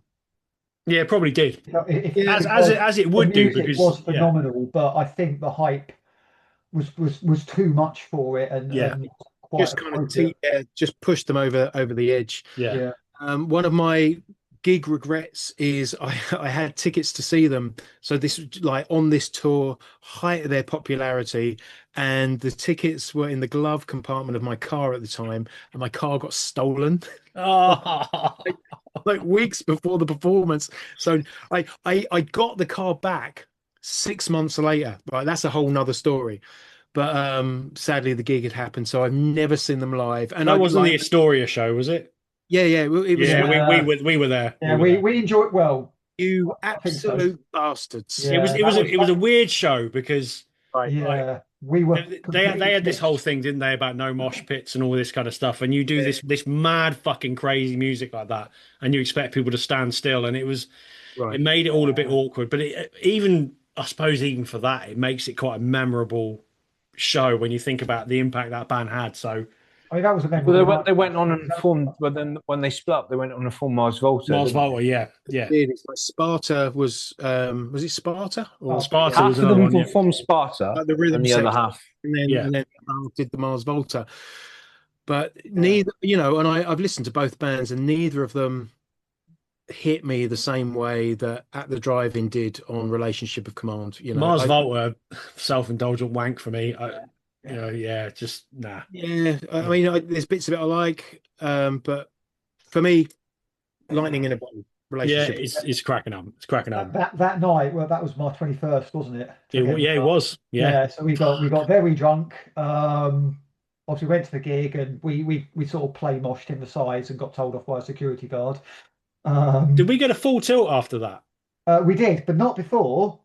We rolled out onto the side and ended up bumping into the Dum The Dums. Dum Dums. We had a chat with them for about half an hour. Okay. And then we went to Full Tilt. You lost your Pantera hoodie. I did. Yeah, Um, and we spent then all night wandering around Soho, didn't we? So yeah, yeah, basically until the first tube. So yeah. Fucking that was hell. great. Days. The youth. There you go. Holy Man, number 3. Oh, Millencolin, Penny Bridge, Swedish punk. Penny Bridge Pioneers. Yeah, you like that, I don't don't you? know that one. I know Classic Millencolin, but I don't album. know that album in particular. Oh, It's Millencolin. what Millencolin. It's one with No Cigar. That was the Tony Yes. Hawk's. All right, I'm Oh, back on. okay. Yeah. Yeah. Swedish punk. Yeah. It's. I mean, I think it's a really good example of like the more melodic punk. I mean, and they're good musicians, and the vocals are great. And there's a couple of tracks on there. Polar Bears is a good one. And so I've got the list. But I mean, I obviously I first heard it when I was, when it was on the PlayStation. But you've got like No Cigar, Fox, Duck Pond, Penguins and Polar Bears, and it's just like fast, harmony driven. It's just a classic album, I think, for early 2000s, and it's definitely worth checking out. I'm going to And go I and check just that because what I've heard of Millencolin, bits and pieces over the years, I've always really liked it, but I've never given them a lot of I time. mean, no Cigar is a fantastic song, and like for me, it's probably one of me and my wife's favorite songs together. So Oh, there's that significance.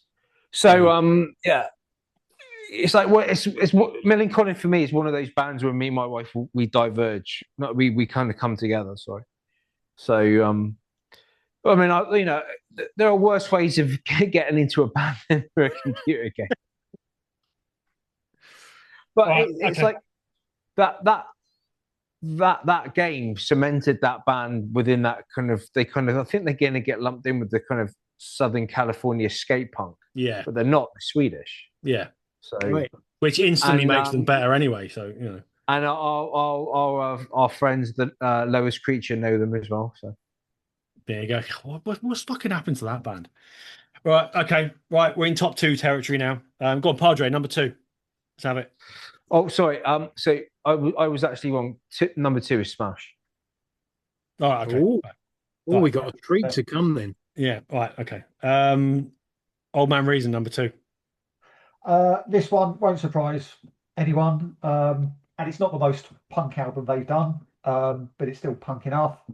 I still love it after revisiting it more recently. It's still very me. Yeah, fuck it. Sing the Sorrow by AFI. Yeah. They're another one of those bands that, I genuinely thought they sucked when I was younger, and I've got a much, much more of an appreciation for them now than I ever have done. Great band. They're a very, very, very cool Yeah. band.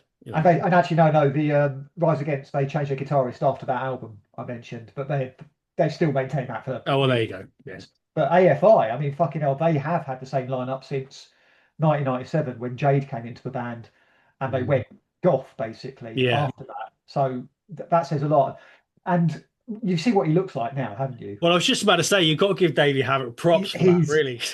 And funnily, I was watching this video on Instagram where obviously he was getting a lot of stick for it, and of course this woman was sort of defending him, saying, "Look, leave him alone. Yeah, he's had all these different looks over the years. He's done all these different things. There are no rumors about him, unlike some people in the emo and punk scene. No rumors whatsoever. So leave him alone. Let him do what he wants to do because he is one of the good ones. And I think that says a lot about the band. Yeah. There's they've got that spirit. But yeah, there's some great songs out that album, and it does ebb and flow. It's not just that or that. It's yeah, without the old met the new, but yeah, Yeah. great I album. really liked the new album as well. I thought it really kind of resonated with me. I really enjoyed it. It's surprisingly so. I mean, it's completely different to Sing the Sorrow, but yeah, I think as a band, they've remained creative. They've remained original. They've always done their own thing, and there's a lot to be said for that, especially these days where you could just go route one. But yeah, very very cool. Yeah, Yeah, Just to sort of come back on that point, really, and just you mentioned sort of back in the day, like not giving them their due because for whatever reason. yeah, One of the things I love about getting older is you just give less of a shit about all of that. exactly. Yeah, It's like, when you're in your late teens, early 20s, and you're so territorial, and it's like what you like is that's shit and my stuff's cool. yeah, And then, you know, you get to the other side of the hill and you're like, do you know what? Fuck it. Like, yeah. bring it on. Let's just listen. Open the ears and listen. Yeah, it is. There's so many bands around that I've come back to that I didn't like years ago, and Yeah. and that goes for metal, for punk, for all sorts of things. Yeah, yeah, Even like fucking pop music. I got you get a bigger appreciation as you get older, Yeah. and I think we're all the better for it. yeah. And I think I said in a short a while back that I think the Black Sails in the Sunset, their 1999 album, was I think very very instrumental in how rock music and punk and emo developed in the noughties, and it doesn't get anywhere near the credit that it should do. It's one of those albums though that if you know, it's one of them. I think Yeah. it's I held in think that kind of high regard. the follow up album was better, but yeah, It's timing, isn't it? It's all yeah. about timing. Drummist number two. Oh, my number two. Right. Okay. 1996 is the year, and it's another major label. Again, Epic Records, and I've been given a subtle clue for this entire episode because Social D. I'm wearing the shirt, and it's Social Distortion, Yeah. White Light, White Heat, White Trash, which I One of my can honorable mentions. I fucking Yeah, adore this album.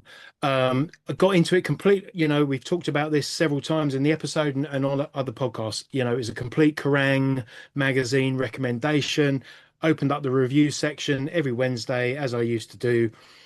This album had a solid 5 out of 5, 5K rating across the board. And that would always be a kind of like, right, I'd go for it. If it was 5 out of 5, I'd want to hear it. Back in the day, you couldn't look it up on the internet, so you had to go out and buy it. Um, Took the CD home, and this has been a love affair since that day. For me, this is one of my favorite albums of all time. Um, I think musically, it's a return to the sound that Social Distortion started with, which I kind of wasn't aware of at the time. This was my entry point to the band. Um, they're taking influence from the Clash, from the Ramones, but is a beefier sound. So there's Michael Beinhorn is the producer, who's kind of got the golden touch, really. This is the guy that did Super Unknown by Yeah. Soundgarden, and Mother's Milk by Chili Peppers. Kind of, he hits all over the place. But the main thing for this album for me is, if you like, when you think about punk music, you might think about defiance, like toughness. It's about aggression.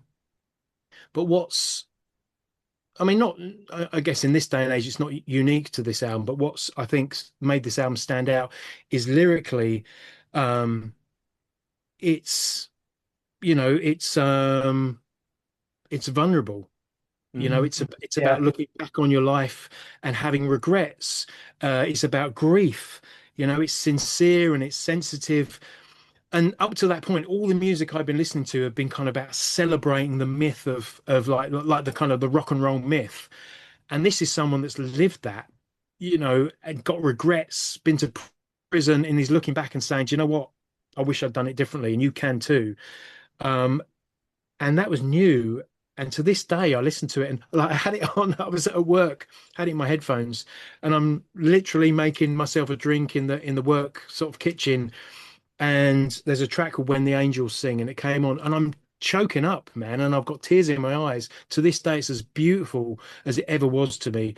Mike Nez, great songwriter. The Hmm. songs are simple, but the lyrics are deep. They're simple too, but they're deep, and it's a forever favorite. Desert Island It's disc. Yeah, I Yeah. mean it's an honourable mention for me, but it could have been a top 10 for this list because it's an album I've fallen in love with in the last few months, but it's because it doesn't have that long-term connection that I've not included it in this instance, but it will be a fave. But this is it. I mean, yes, obviously it's raucous and it's loud and it's got that oomph, but you listen to stuff like I Was Wrong and Oh, Dear Lover, and it's yes, like there's a lot of heart on this album, isn't it? I mean, Dear Lover for me sounds like an alternative first dance for a wedding, right. I Oh, Yeah, think. yeah. I mean, Yeah, there's it's obviously not an album I pick out like I want that at my funeral. That's how fucking deep this album goes for me. yeah. fucking hell. But yeah, it is. You know, yeah, Yeah. That says it all. Yeah. Anyway. So that's my Yeah. number. Right. Okay. Right. Right. Okay. My number two. I tell you what. Before I do number two, I'm going to throw in my honourable mentions that we haven't already talked about. I'm not going to go into any detail, but I'm just going to list them. Snapcase, progression through unlearning was in there. Rikers, hard to the core. I don't know if anybody oh, is fucking familiar with hell. Rikers. Fucking I love that know band. the name, but I've never heard it. Yeah, German hardcore. Full Collapse by Thursday came very close to Yeah, being on my list. I was umming and ahhing about that, I but I thought you thought might be. again, it's had so again, this was one of my lots of discourse, lots of acclaim. Let's not Yeah, include it, yeah, but I couldn't. exactly. Part again, same Yeah, thing. Part of the reason why I wonderful left it album, out. absolutely wonderful. Yeah. Satisfaction's Death of Desire, Hatebreed. We've obviously talked about Perseverance. Master Killer by Marauder, hardcore classic. Black and Persistence by Congress, one of the great fucking Belgian hardcore bands of the late 90s and early 2000s. They reformed recently and they were at Alcatraz Festival last year and they were fucking incredible. And now they split up again. I'm so happy I got to see them. And the last one is Desperate Measures by Leeway, another New York hardcore band that don't get anywhere near enough Nice. credit. Now, interestingly, I was chatting to a colleague at work today, and I just, asked me what I was doing this evening. I said I was recording this episode, and the first thing he said was, "So you'll be talking about Marauder, right?" Yeah. So there Playing you New go. Cross in August. So The love is Yeah, out. sold out. Completely I fucking think sold out. for the honourable mentions, got my wife made a list, so we've talked about some of them, but the interesting one to me, she put two compilation tracks, albums in there. So there's like, do you know, Fat Records is the label. Like they had Rancid at some point and Fat Records, Lagwagon and the Vandals. yeah. So, just like, kind of like North American ska, give them the boot. So Hellcat Records and then Survival of the Fattest by Fat Records. Turn the radio off by Real Big Fish. Losing Streak, Less Than Jake. Stranger Than Fiction, Bad Religion. Face to Face, which is self-titled. The Suicide Machines, Destruction by Definition. And No Use for a Name by Electrical Carne. So they're like mostly more like leaning towards ska. That's There's a lot my of horns wife's in top that. 10. Too many And horns. my wife's number one, I think, is going to be Trigenza's number one. Right, okay. Well, like I said, we'll come back. Right, my number 2 then, before we get to that. Danish hardcore band. This album came out in 1999. Again, like prime fucking territory. This is my all-time favorite hardcore album, right? So that tells you that my number 1 isn't a hardcore album, it's a punk album. My all-time favorite hardcore album is Berserk by Barcode. And like Barcode, like at the time, right, hardcore was very militant at this time. Your likes of your Earth Crisis and all that kind of stuff that were big at the time. Vegan this, vegetarian that, straight edge, all of that. I'm not interested. Barcode were a fucking beer swilling, proper fucking old school kind of, metal tinged hardcore band. Some great metal covers in the mix as well. Like on this album, there's a great cover of Breaking the Law. If ever there's a song, like a new album song that makes a great hardcore song, it's Breaking the Law. It's fucking brilliant. They also covered I'm a Rebel, except on another album. So you kind of get the idea where they are. It's just in your face. It's a kick in the teeth hardcore album. Listen to it, get in a fight. It's one of those, and it's just it doesn't exist on vinyl. Even the CDs are fucking like hen's teeth now. It's really rare, but it's just fucking brilliant. Jacob Bredahl was like the brains behind Barcode, and he went on to be in Hatesphere, the Candidate, and the hardcore band called Last Mile, who were very similar. Could do no wrong as far as I'm concerned. Everything that man has touched has been brilliant. But this album, I've got Berserk, the word, tattooed on my shin. I had a little gap, and I've got Berserk tattooed in that gap. So even that title, it's a manifesto, isn't it? It is, and they're legendary. So if no one's ever heard it, go and Are check they it out. Danish? Danish, yeah. Right. Okay. So I just looked them up on Spotify. 309 listens a month.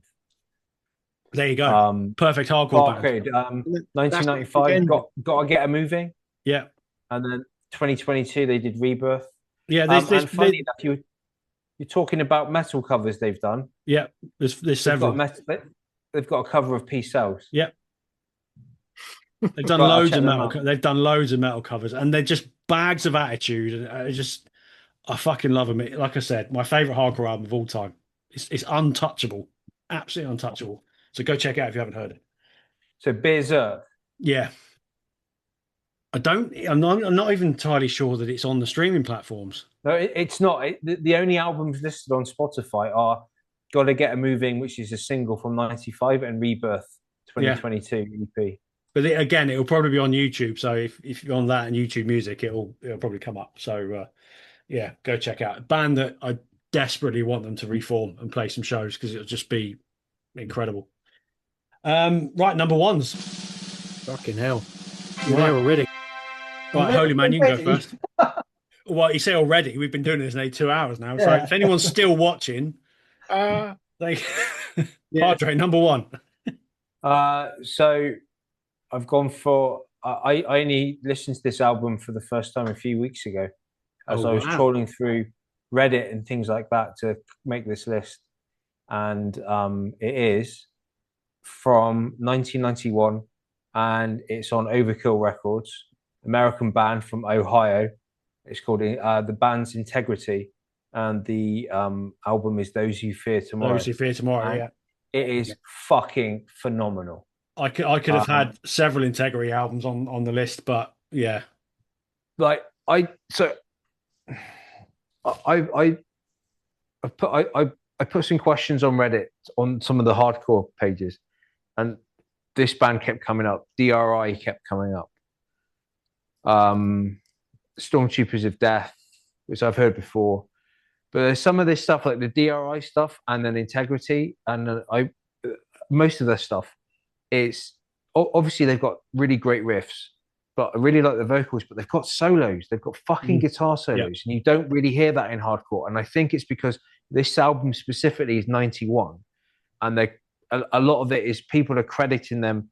They're influencing Biohazard and Hatebreed and all of the bands that come after it, and they're a Massive major influence on crossover. Huge on influence. crossover. Yeah, Yeah. yeah. So without them, there's not much crossover. But yeah, no, just like I said, I'm not. I didn't go to university in London. I didn't have access to a lot of hardcore gigs. You know, when we were younger, we were in Cornwall. We had nothing, so I didn't really get into it apart from like the obvious choices, like Sick of It All, for example, or Hatebreed or Biohazard. So like I never heard of this band up until about a few weeks ago, and just yeah, classic. They are like they're legendary. I've never seen them live. I would love to see them live. They're still around. They still play shows. I think the last time they played in the UK was Desert Fest in about 2018, I think. So they've got that crossover as well. You know, they're an odd band for that sense, but yeah, I know what you mean about the solos and the crossover feel. They were I got so fucking far ahead of their time. Yeah, yeah. I got to give a just credit. So I've started like kickboxing classes again, and my trainer's the guy on the I live with on the compound. He's from Greece. He's the Greek Air Force gold medal champion, and he's like, oh, you can put music on when you're doing the sessions with me if you want. And he likes a bit of metal, so but I listen to these like hardcore playlists. So like when you're in your 10th round of sparring and you're listening to Stamping Ground, Pain is Weakness Leaving the Body, and you're like this, you can't punch anymore. Like, yeah, no, yeah, it does make the sessions a bit more entertaining because you've got some decent music to listen to, not like the crap you get in gyms normally, which is like dance music covers of Sweet Child of Mine. What the fuck? I don't want to listen to that shit when I'm working out. I'll tell you quickly about Integrity. So roughly a year ago, when we were at Incineration, we were in the Roundhouse, and Igor Cavallero was wandering around, as you do, and I had a photo with him. And I was wearing an Integrity T-shirt at the time, and he poked my chest and he went, "Yeah." I was like, "That's a fucking badge of honor if ever there was one." So that's how important that band are. So there you go. Old Man Reason, number one. Number one, yeah. I mean, again, didn't want anything like too massively obvious, to be honest. I can reach it. Post-hardcore, so definitely punk. But the band went on quite a journey after that, through the noughties and the tens. This, this veers on sort of wiggly metal at times. There's lots of that. But yeah, this was one of those where never heard of them. This was 2002, and I saw the reviews in Kerrang and Metal Hammer. They were all like 5K, 9K, 9 out of 10, or that kind of stuff. And it was everything it spoke about was like, that sounds phenomenal. I've got to check it out. And so yeah, I bought it, and yeah, absolutely loved it. Really, played it a lot. It was high up on my list. And they became one of my favourites of the following few years. But I've not again not kept up with them as much as I should. But yeah, this, I think later, the subsequent album probably got more, was a major label and got more attention. But I think this is still their standout moment, and it is The Illusion of Safety. Oh, fucking hell. Yeah, that's a great album. There you go. Yeah. I know what you mean about the Widley guitar bits. There's so much of that. I mean, they played the second stage at Download in 2003, which I was pretty much at the front, but there was not many people there, mainly because I think most people had destroyed the place after the Secret Metallica show. But yeah, I saw them a few more times over the next few years with various other bands. But they got a bit of a they got a punch where they need to. They were Maybe very that cool. quite emotional heft at times. And yeah, they went into the pop punk bit on the next album, which Right. was good, Yeah. but not as good as other things. I think they realised they need to do their own thing and what was right for them. But that, yeah, stop it. It's widdly, isn't it? It's what you do. It's what you do. Yes, There you great album. Great album. Yeah. Go on then, drummist. Number one. Oh, okay. Number one. I'll do my honourable mentions were Discharge End of Days 2016. Fucking phenomenal album. Real return to Picked up on vinyl for a tenner. I've got it, mate. It's free around my house.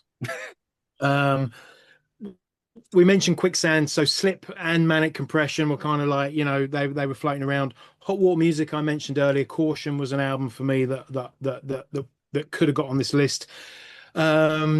Shelter, Mantra, that was a big one for me back in the day. Just had a repress. Has it? Yes. Ooh.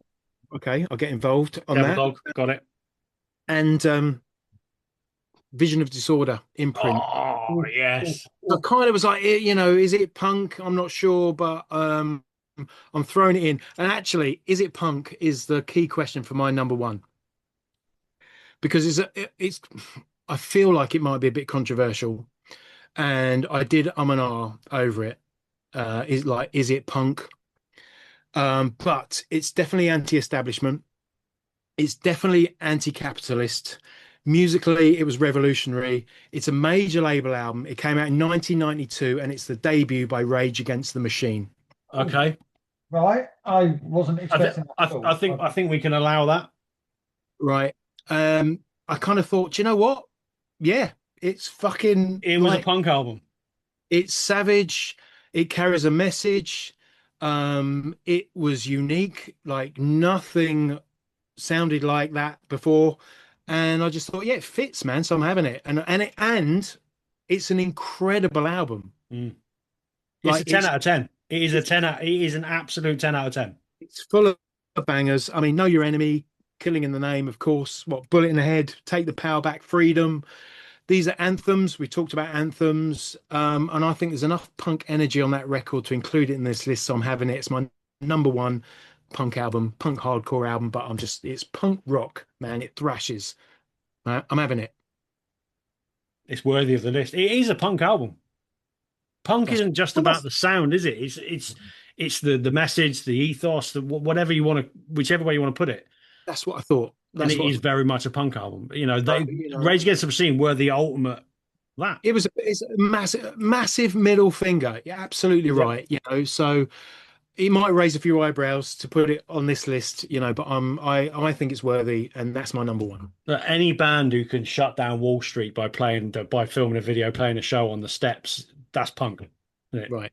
There you go. So yeah, they've got their. I mean, the lyrical content. If you look at the metaphors they use in Wake Up and the historical references, just like they're is very, very well read, intelligent people, regardless of their musical ability. If they weren't musicians, they would have been like community activists or stuff. I mean, they're activists in a way through their music, because, like you said, there's a message behind it. Especially the stuff like the FBI incursions onto reservations and things like that, which comes up on Evil Empire. But no, it's definitely, to be honest, because I fucking love that album too. I mean, if you go to Vietnam, that monk he's still on fire, still going, been burning 50 years. Let's move on from there. Let's move on from there. All right, I'll have the closing word then. I think it's fairly obvious what I'm going to say. It's Out Come the Wolves. Right.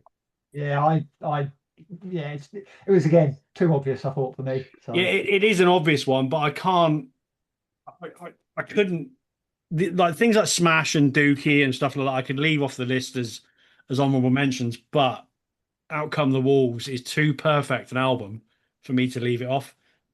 It's full again. It's another 10 out of 10. Like Rage Against the Machine, it's a 10 out of 10.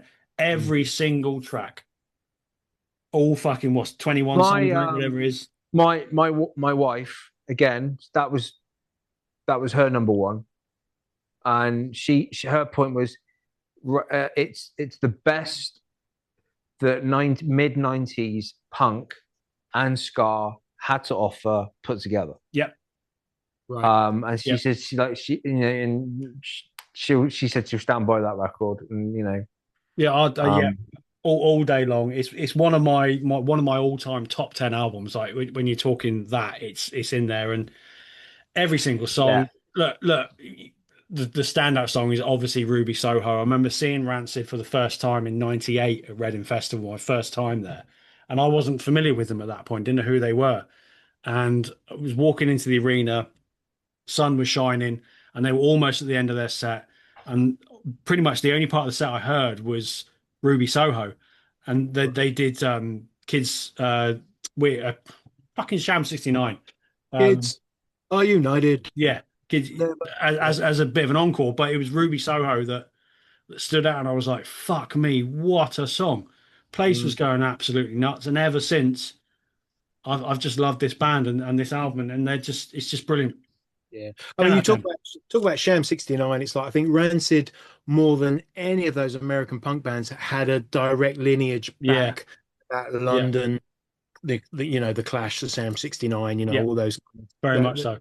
Well, there you go. There's the closing word. Look, if Well, can I actually mention some? oh yeah, you haven't thrown your honourable mentions in, have you? No, I haven't actually, because I was wondering what people would end with. But yeah, I mean, there's been some that have been mentioned. Obviously, Rancid. Obviously, you mentioned Thursday as well. Scratch the Surface, Sick of It All was on there. I was thinking about Designs for Automation by Snapcase. Yeah, I was torn between the two. It was yeah, yeah, that was kind tricky of one. on my Yeah, yeah. Yeah, definitely. I was umming and ahhing about Bleed American by Jimmy Eat World, but I great thought, album. I know it's post-hardcore, but it's further out that end, and again, lots of discourse in the past, so probably too obvious for me. But the one album I was umming and ahhing about including, and I didn't because again, lots of discourse. It's all widely agreed it's a massive banger, but I'm surprised no one else has put it in. Is The Shape of Punk to Come by I Refused. refused. Mm. Again, I think when we were talking about obvious albums, it was one of those like, but and the weird thing is, yeah, none of us have Well, added it. it definitely crossed my mind, but Yeah, not because I would. Because the thing for me about that album is I can acknowledge that it is a seminal album, it's an important album, but I don't have much of a relationship with it. no, I bought it. I've got a copy somewhere, but it was never one that I really spent a lot of time with. I put it on occasionally, and that's not me saying it's not worthy or it's not a great album, or the music, didn't work for me. It kind of did, but I didn't have a relationship with it. So that's the only reason it didn't come onto mind.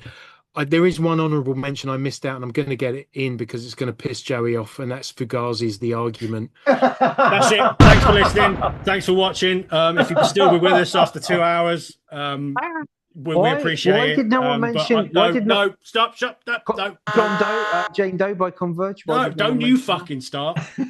They're all coming out now. We could do another 2 hours of honourable mentions. Fuck But you yeah, all. Obvious. Fuck you all. That's it. We're done. Thanks for watching. Thanks for listening. We'll see you next week. If you've managed to do the whole 2 hours, thank you. You're fucking amazing. We'll see you next week. Stay metal. Stay punk.